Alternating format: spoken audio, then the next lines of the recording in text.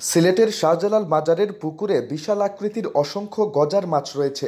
প্রতিদিন এই মাছ দেখতে দূরদূরান্ত থেকে নানা শ্রেণী পেশার অসংখ্য মানুষ ছুটে আসেন মাজারে। গজার মাছের জন্য পুকুরের স্থানটি লেগে থাকে মানুষের ভিড়। মাজারের উত্তর দিকে একটি পুকুর রয়েছে। এই পুকুরে রয়েছে অসংখ্য গজার মাছ। এসব মাছকে পবিত্র জ্ঞান করে দর্শনার্থীরা ছোট ছোট মাছ খেতে দেয়। পুকুরের পশ্চিম কোণে ছোট মাছ বিক্রির ব্যবস্থা রয়েছে। তবে প্রতি মাসে মাছের খাবার মাজার কর্তৃপক্ষের পক্ষ থেকে আলাদাভাবে দেওয়া হয়। পুকুরে অজুর ব্যবস্থাও আছে। জানা যায় ২০০৩ সালের ৪ ডিসেম্বর বিষ প্রয়োগে মাজারে পুকুরের প্রায় ৭০০রও বেশি গজার মাছ হত্যা করা হয়। ফলে পুকুরটি গজার মাছ শূন্য হয়ে পড়ে। মরে যাওয়া মাছগুলোকে মসজিদের পশ্চিম দিকের গোরস্থানে পুঁতে ফেলা হয়।